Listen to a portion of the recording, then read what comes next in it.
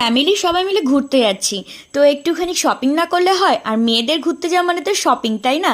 তো দেখো, প্রথমে আমি চলে গিয়েছিলাম পার্লারে, দেন ওখান থেকে আমি, মা, তোমাদের দাদাভাই তিনজনে মিলে একটু শপিং করতে গেলাম। তার ফাঁকে একটু ডালের পাকোড়া খেয়ে নিয়েছিলাম আমি আর তোমাদের দাদাভাই।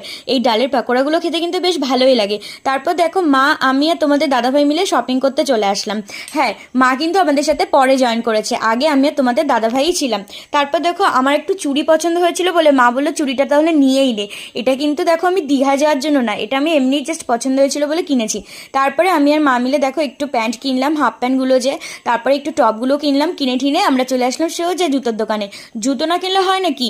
ড্রেস পরবো জুতো পরবো না, সেটা কখনো হয়? তারপর দেখো এখানে মা একটু ব্যাগ দেখছিল। ব্যাগ ট্যাগ দেখার পরে আমাদের বড্ড খিদে পেয়েছিল, কিন্তু কি খাবো কি খাবো, রাত হয়ে গিয়েছিল বলে তাই সামান্য একটু আমরা আমের লস্যি খেয়ে নিয়েছিলাম। আমের লস্যি খেয়ে তারপর আমরা বাড়ির দিকে চলে গিয়েছিলাম। তো বন্ধুরা, ব্লগটা এ পর্যন্ত কেমন লাগলো অবশ্যই জানিও, যারা নতুন একটু সাবস্ক্রাইব করে দিও।